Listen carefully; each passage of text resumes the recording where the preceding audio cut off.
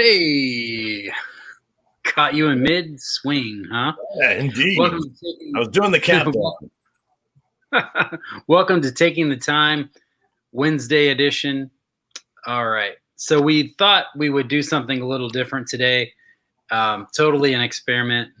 Why? Because we can do whatever we want with the show, right? Exactly.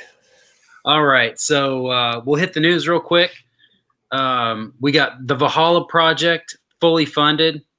We've got Raiders in stock. Awesome. Oh, yeah. And as a matter of fact, we'll do a little. There's about 50 of them right there, and then shipping and watch rolls.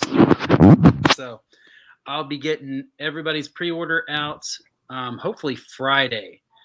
If I don't get everybody out on Friday, I will get them out on Saturday. I get the rest of them out on Saturday. I just went through the first 50 and set them doing the timing, check the crown function, hand alignment. Everything looks good on all of them except for one, which I had a little crown issue that I'm going to take care of. So nobody has to worry about that. And we're just excited. Well, we lost Bryan. He should be back shortly, though. So the Raiders are going to be coming to you guys real soon. Very excited about that. If you did pre-order, just be aware of the 3 or 4 things that I mentioned earlier. We have a screw-down crown, which was a surprise. Welcome back, Bryan. I don't know what happened. Little technical difficulties there. So right, that was strange, but I just kept on going. Yeah, I appreciate it. I'm glad that there's 0 viewers right now. They would have gotten a reprieve from my face. So anybody viewing in the future, yeah. I was just talking about the differences of the new Raider, the production model Raider versus the samples that we saw for so long. I mentioned the surprise screw-down crown, which I think is a nice little added feature that I'm pretty sure nobody's really going to complain about. The strap, which we had spoken about earlier through the production process, it's a cleaner version of the canvas. It's tapered. It has that simpler buckle instead of that pre-V buckle, which is like a Panerai style buckle. I'm not really sure how that ended up being on the watch to begin with, but I didn't really care. Yeah, there's an example of that. Yeah. It has the MT logo just like we see on the crown of the watch. Everything else is pretty much the same. The case back, you'll see little notches in it so that you can actually take the watch off to be serviced and adjusted without having to have a special tool. Those are our differences really for the production watch. So pretty awesome to see these watches in like a big pile. You know, like I've seen all these boxes of Raiders. And I'm like, yes, this finally happened. So super awesome, super excited to get these out to you guys.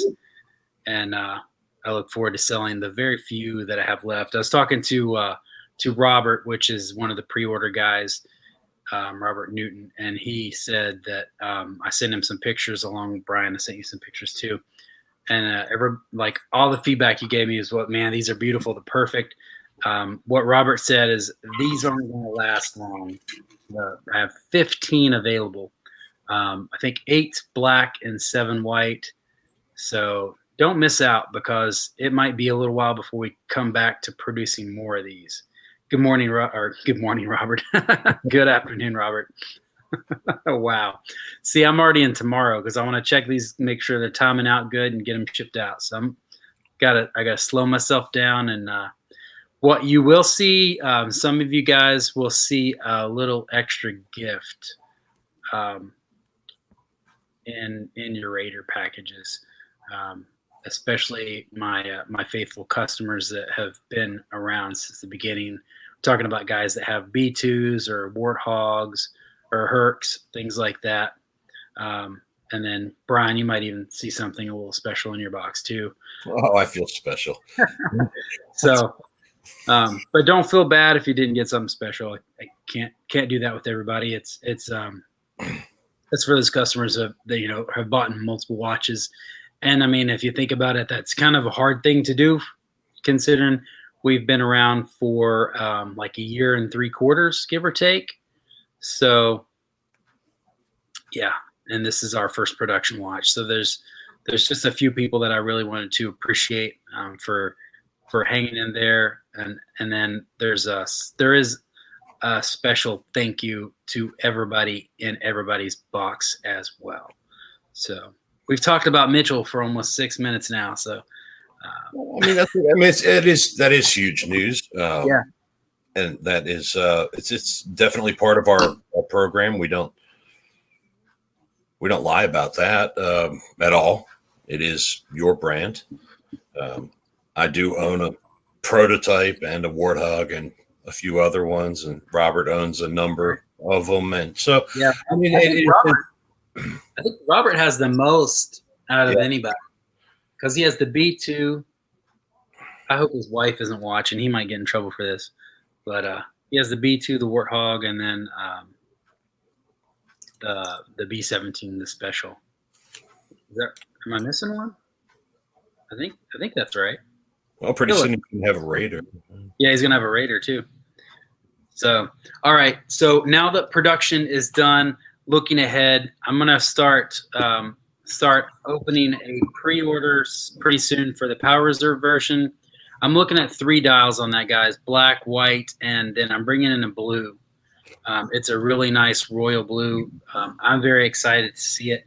I'm hoping to have prototypes pretty soon. And all you Raider pre-orders I mean, literally, I can't thank you guys enough.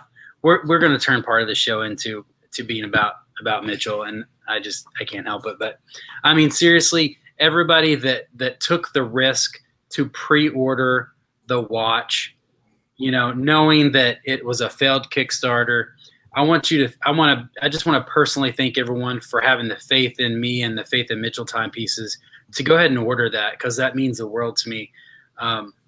I come from a field to where your reputation and who you are is huge.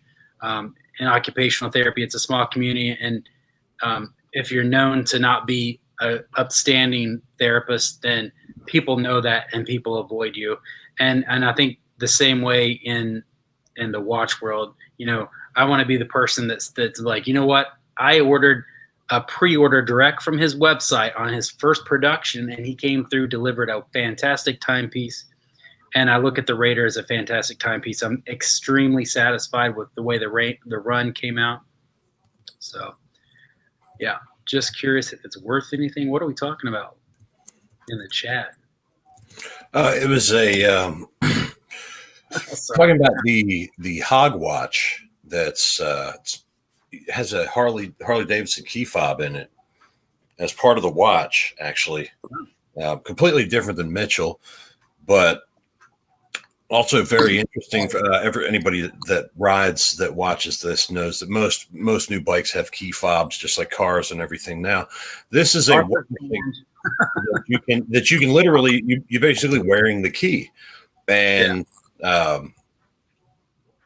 and Wayne or Arthur was asking if if we have had a chance to test it yet. I don't have a Harley, but I have an Indian.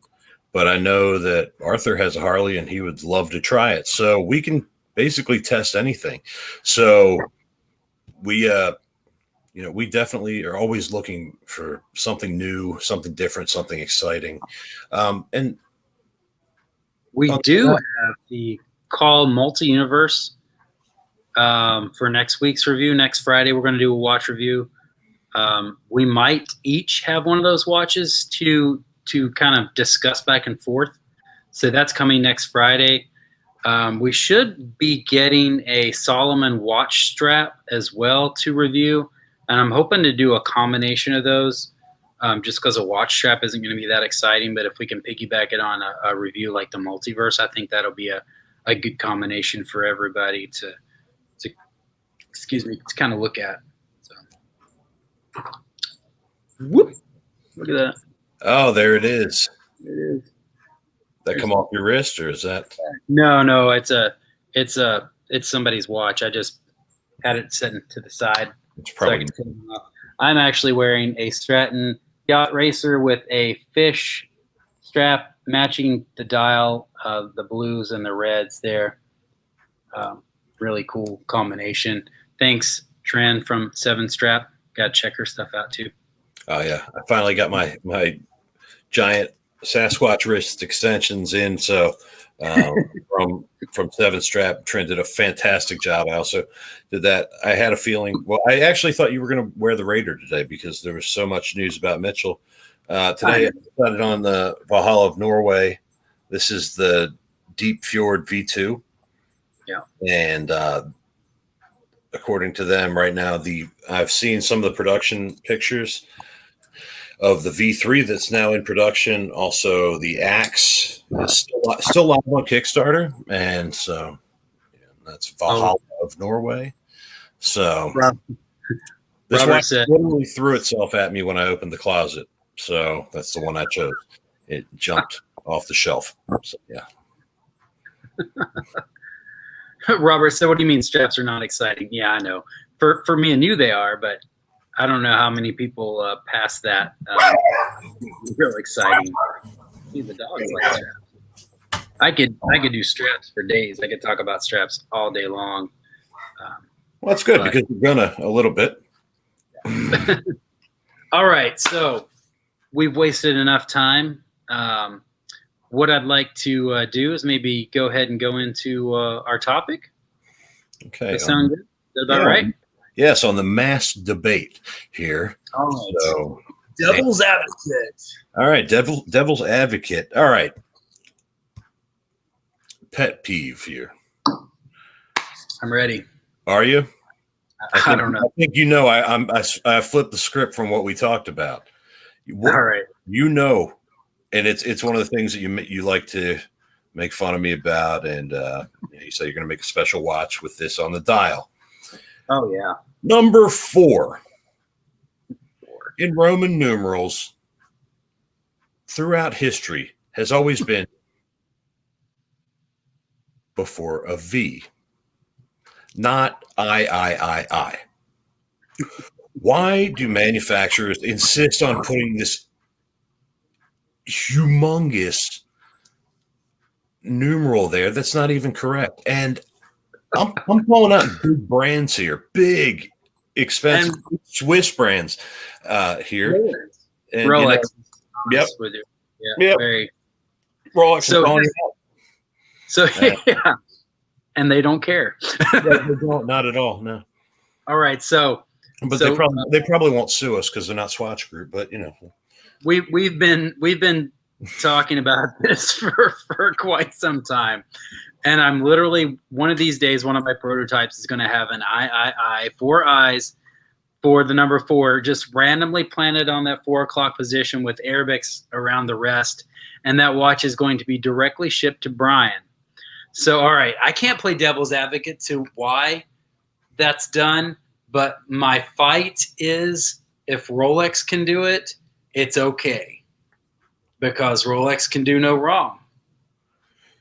That's true. Look, here's the justification. If Rolex does it, it's fine, and here's why. They literally came out with an Oyster Perpetual watch. All they did was put colors on a dial, which how many other brands have done colorful dials before?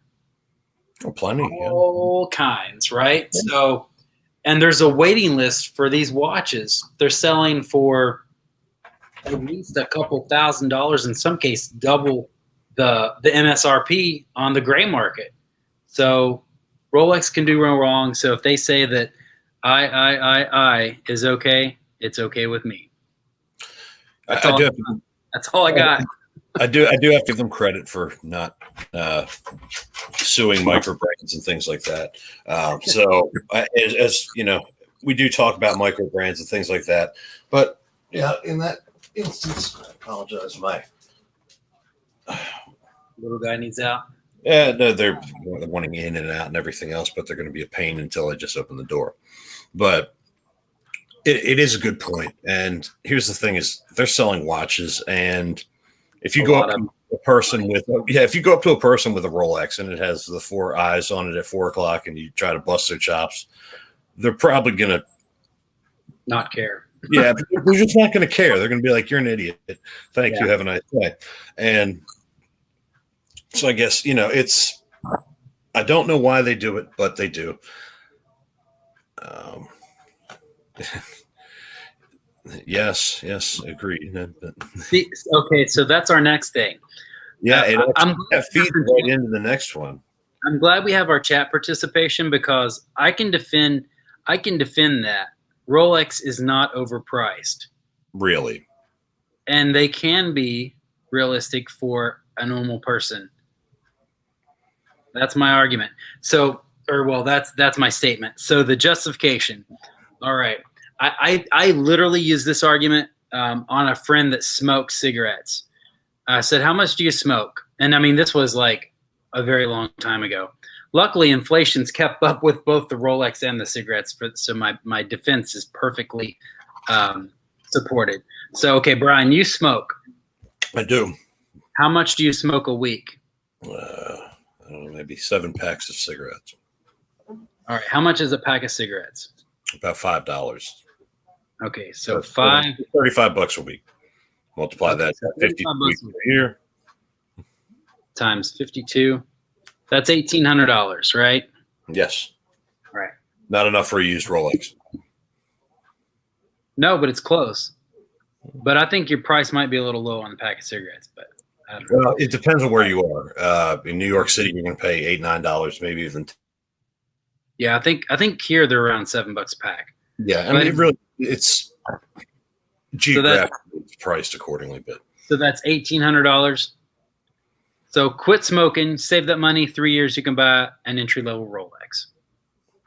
I'd probably end up buying more cool microbes anyway, but that's hypothetically, you could. So if that's an achievement if that's something that's on your list of things that you really want to do, it is doable.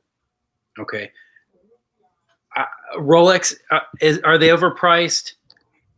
We could both argue that for days and days and days. But here's the thing: people pay the money. People get on waiting lists to buy them. So are they overpriced? No, the market is dictating the value of the watch. So that's the justification for price. Is it an extremely high quality piece that's very accurate? I've had Rolexes from the 50s and 60s that were very, very accurately telling time. And I mean, we're talking about like 10 years ago, 15 years ago, like dead on accurate. So, I mean, and that was technology from 60 years ago. So you can build a watch that stays accurate for that long and, holds its value phenomenally. I mean, we're not even looking at the new technology, the newer movements that they've come out. I mean, they've even surpassed the 3135s that I used to be real familiar with. So, I mean, their caliber quality, their finish quality, the highest level of stainless steel, which that's a good argument. The 904 steel, what's the big deal about 904 steel? Do you want to go on that one?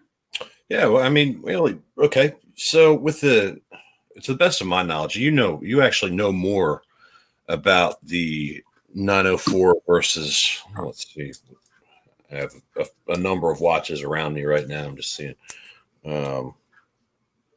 Most just say stainless steel 316L is probably the common stainless. It doesn't have many additions. Like the 904 actually has some bronze and some other things in there that just it's just different. I think it's supposed to shine longer. Somehow they've used metals that shinier, and it does look shinier when it's polished. Yeah, I mean, somehow they managed to add in metals that tend to patina, copper, bronze, things like that. But for somehow it stays at that silver stainless color. I think it somehow, by some witchcraft, it helps with the hardness of the steel. It's all anti-magnetic. It's basically a Faraday cage around the movement. So unless you're next to a giant, particle accelerator, you're not going to really mess it up. I thought you were supposed to be defeating that it's not worth the extra quality. Is That it? on you? Is that on you? Well, I mean, is it? We're still talking about Rolex. It's No, we're just talking about 904 versus 316L now. oh, okay. So I mean, 904 versus 316L. 904 is known to be superior quality. That being said, surgical instruments with 316L. Right, exactly. You trust your life. You trust your life with those. Yeah. So the biggest difference between the two is the polish and the acid resistance. Right? What do people do? Yeah, there's this whole article about acid resistance. What the hell are you doing with your Rolex with acid? Where there's not. I'm not okay. I'm just a regular guy, but I'm not going down to the shop where they sell car batteries, and I'm not seeing the guy lug the big ass battery out to my car wearing a Rolex for its acid resistance. What are you doing with your watch if you are worried about acid resistance? I mean, do you work for a pool service where you have to constantly add acid to a swimming pool? I mean, okay, I got that. But if you own a pool service, can you really afford a Rolex? Maybe, maybe not. It is one of those things. Yes, if you justify it and you save up for it and you say, hey, this is something I really want, like just like a fancy motorcycle or a fancy, a higher end car, you can work up and you can save, and it might take you, depending on what you want to buy, between a few months and a few years to save up for it, or saving up for a new house, any of that. Yes. As far as practicality goes, how practical is spending $10,000 on a Rolex with the 16? Is that, and I'm going to kind of take it because it's getting a little bit longer, but I'm also going to jump it into the Swiss made mark. Are those things the special magic steel that's acid resistant against, for reasons that are beyond my recognition? Rolex, please feel free to comment if you'd like to. We would love to have you on the show. I highly doubt that's ever going to happen. I just don't see it. Those are all valid. Swiss made in-house movements are notoriously expensive, especially in production. Anytime you produce a brand new thing on Earth, it is expensive, whether it be a watch case, whether it be a lamp, whether it's, just a new style for a beer can. The first one is the most expensive. After that, you have the ability to produce it again. Robert said, tungsten or ceramic hybrids. I mean, there are other metals and other compounds, including, forged carbon fiber and things like that are all much newer than steel. But I have to say, I am a fan of bronze watches. That I like the weight. A tungsten watch, I imagine, would definitely give me the weight. Not huge. It's one of those things that's kind of it's a little bit antiquated thought, but like titanium, I feel like it would just feel light, and just as a human, people tend to associate lightness with cheapness, unless you're talking about racing parts for anything. Then it's just lightness cost is super expensive. So the printer decided to print off one of the shipping labels I was working on. Cool. Sure. That's what that noise is. All right. Okay. What's our next one? All right. So we were starting to touch on the Swiss brand. Yeah. I want to modify that a little bit, and maybe we can come back around to that. We're at about 25 minutes. So I won't name any specific micro brands, but we'll make a general statement, and then we can pick sides and go from there. A Swiss movement in a micro brand is or is not worth, we'll just say $1,200.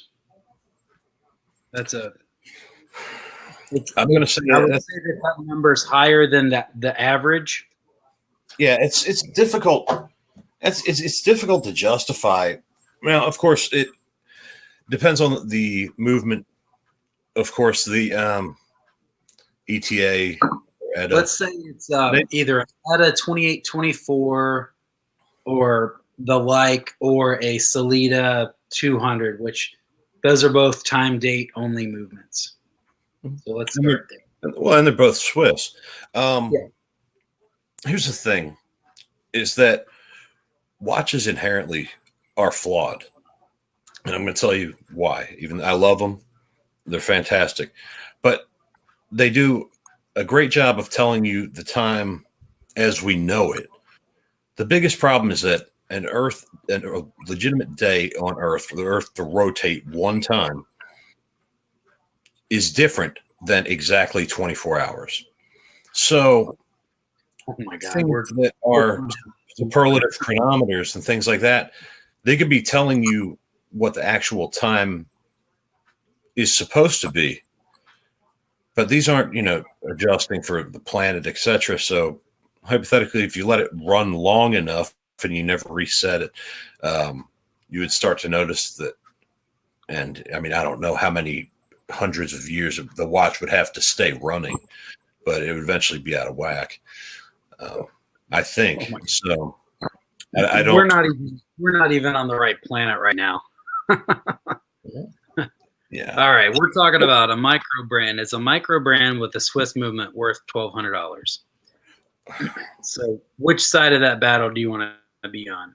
I'm going to make you play devil's advocate on this one, and I'm going to say yes. Yeah, it is. It is worth it? Because it is far superior. Okay. On the stamp at the bottom of that dial, Swiss made. I can go online. Jeez, they're backed up a little bit. Maybe this will be the last one. But no, you guys that ordered your Raiders know that I'm still working while I'm doing the show for you. All right. So, but I can go on Kickstarter and buy a Swiss-made watch for $500. So where's the extra $700? Well, that's hard to say. I always assumed it was part of the Swiss made at the bottom of the dial.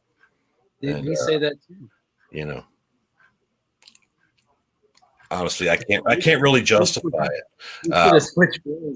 All right, so it's difficult to justify because and without going down the rabbit hole of movements and things, because we agreed. We've already decided the movement. Now we're talking about the value of a complete watch. I mean, so that's the challenge. Like I said, yes, of course, the first one is expensive to build, and after that, I think a lot of times you're just buying into a name, and I think that can be said a lot with Rolex and other groups over there, Swatch Group, that you're buying into the name and the idea that it is Swiss, when in fact some of these Swiss watches may actually be mostly assembled in China. They go to Switzerland, get a movement possibly installed there, or just the movement is Swiss and people call it Swiss made. I think for Swiss made, it has to be 60% of the parts or something like that are Swiss. So I would say a movement is a big chunk of those parts. So I think that a lot of times people are buying into the name. And as you see these brands that are micro brands grow, and the prices grow, and they get out of reach for more people that are looking for something kind of mid-range but high quality, it can a little bit. I think some have a very faithful following, and some, if you say you come up with your next Raider and you put it on sale for $1,200 because it has a movement in there, there's going to be a lot of people that are like, wait, what? Might be so. Yeah. So I think the perfect example of that, and I've already got our next one lined up, but so a really good example of the movement issue is if you look at Zelos. they have historically made a swordfish or a mako or whatever, and they'll have the Swiss version, and then they'll have the Japanese version. So they'll have an NH35, or they'll have an ETA 2892, I think is what was most commonly used. Yeah. So there'd be a couple $100 difference there for the watch. Are you okay with your hair there, bud? Oh, yeah. I feel like you're admiring yourself in the mirror. It's still hanging on there, barely, but yeah. So the biggest thing about those two Zelos watches is one has Swiss movement, one didn't. What you notice in the secondary market is when you have the exact same case, dial, and everything else, but the movement's different, your resale value on the Swiss version drops. Yeah. And that's what I noticed with Zelos. And I think Zelos may potentially be the most successful micro brand I can think of anyway. Yeah, extremely popular. That they're growing even almost out of the micro market, where they're becoming. I don't even know what the classification for that is. Is like, where do you determine? Because I mean, look at Steinhardt, and I'll fully admit I am not a fan of Steinhardt. All they do is copy something that's already been done. So, but I mean, why are they even considered a micro brand? And there are people that argue that they're not. That's Right. another rabbit hole. That's definitely something we would like to have multiple guests come on, and that's something that is possible. You've seen us interview brand owners and things like that. We can have you on the show if you want to argue, hey, that this is a micro brand, this isn't, or this is, or that, one of my things was, people that, I'm a fan of sapphire crystals in watches. Why? Because they're tough as nails, and people will say, oh, well, hard X or a mineral crystal. Yeah. So the Speedmaster has that plastic crystal. It's called Hazelight. Is that right? Yeah, I believe that's how. That's a better option, because if something happens, it's not going to shatter and break everywhere. It's just going to scratch. Right. So. But do you know what I mean, I've seen videos of people have press a sapphire until it fails. Or have you ever dropped a watch with a sapphire crystal and tile? That crystal's gone. Have you ever dropped a watch with a sapphire crystal and tile? No, but I've dropped it on my floor, because I did that with the Raider, and I actually got it from like waist height. That crystal's gone. Yeah, it can be. My argument is that a lot of times, other than major impact, depending on what you're doing while you're wearing the watch, I would honestly, I can't stand scratched watch crystals. I think it just makes them look bad, so something that's going to scratch easier. It's a double-edged sword. It really is, because you got to go with one that's not going to shatter, but it's going to scratch to the point where you can't even read the timepiece anymore. And sure, you just get a poly watch and buff it right out, or you get a replacement one, and that's fair. Or if you go with a sapphire, it's not going to scratch as much, but you could break it. You can. Some of them I've seen are over 5 millimeters thick. Try to break that. Seriously.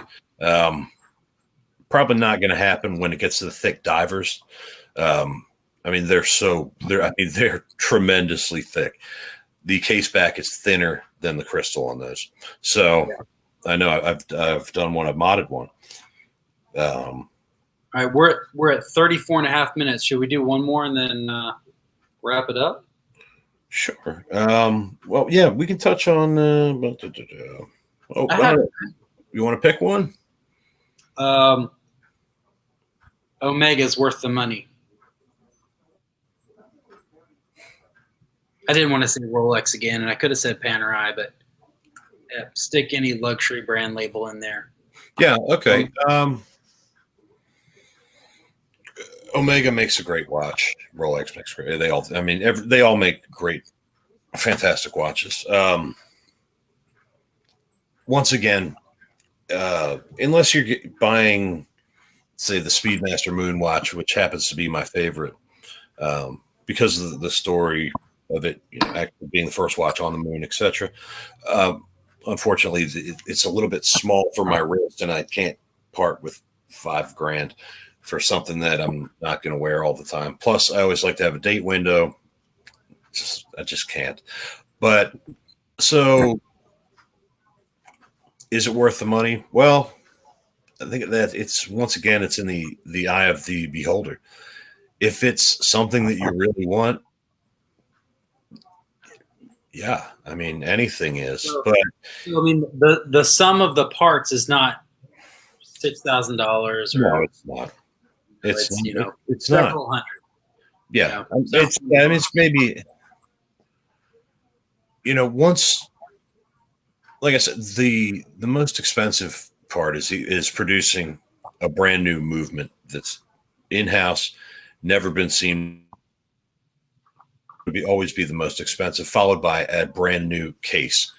And I'm not seeing, and because these movements have been produced for years now, and the cases have been produced for years, they just reissued the 3-2-1 movement, right? They've more than paid for themselves, and yet the prices aren't going down. And that tells me that you're buying more of the name, and the company realizes, hey, we can charge plenty of money for this because it's an Omega, or it's a Rolex, or it's a this or that. But even though they've had that movement, it's paid for itself 20 times over. And it's a historic watch. I mean, a number of them are. And the thing is that the biggest brands don't tend to change very much. So they've had that style of case for years. The cases are done. The movements are done. Why do they cost $10,000? I don't know. I can't justify it. Why do they cost that much? Because that's what people will pay for them. And it comes down to, what is it worth? Well, it's what the market can bear. If all of a sudden, every wealthy person on earth evaporated, I'm sure you would see companies like that. They wouldn't even know what to do. Most of their market had happened this year with COVID, and a lot of buyers from Asia with travel restrictions that Rolex did very limited numbers. Rolex shut down their factory in April. Yeah, and I know a number of the big Swiss brands did very limited numbers or shut down their factory completely because it just wasn't worth it. Wasn't worth making watches because they weren't making. Well, it wasn't necessarily just that either, though. Metric tons of money, but yeah. So, but it's tricky. The whole thing is tricky, and this whole devil's advocate thing isn't. Hi, Crystal. But it's not. We're not here to slam any brands or anything like that, or really call anybody else out. But it's about things that people talk about. Yeah, I mean, we thought it'd be a fun change. We both knew that I was going to get on here and banter about how great the Raiders are and all that. So we came up with this exchange idea earlier in the week, and it sounded fun because, I mean, honestly, how often do we just do that anyway on the phone?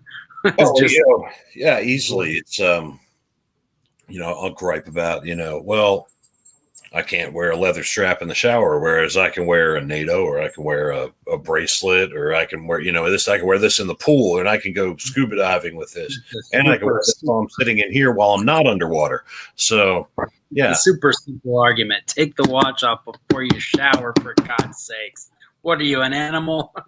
Yes, I am. I am, but it's something we thought would be kind of interesting, kind of fun. If you get a chance to watch it, please know that we get comments. You can comment after this is live, so feel free, please. If there's anything that you see or anything you want to say, or just say hi, or tell us to go do something to our whatever.